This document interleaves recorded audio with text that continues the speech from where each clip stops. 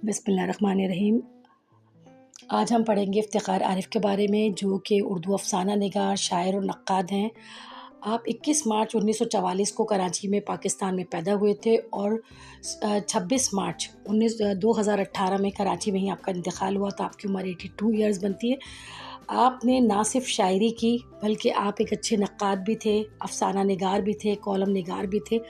आपने उर्दू को एक नई सिन्फ़ दी। आपने उर्दू की हर सिन्फ़ में अपना कलम आज़माया और माशाल्लाह जिस जिस में आपने करना चाहा, जिस तरह लिखना चाहा, आपने वो तमाम चीज़ें पूरी भी करी। उर्दू के असनाफ़ में आपकी अभी भी आपकी शायरी को एक मुक़ाम हासिल है।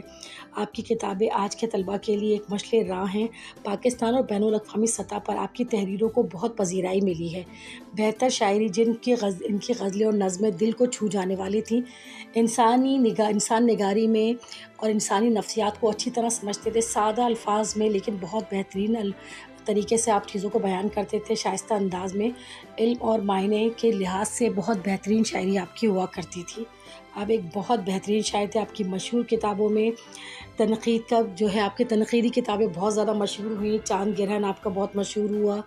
ख्वाबात जो थे, ख्वाबात की ताबीर, ये आपका बड़ा मशहूर हुआ था। कोई और आवारा दरीचा, इस तरह के बहुत सारे आपने लिखे।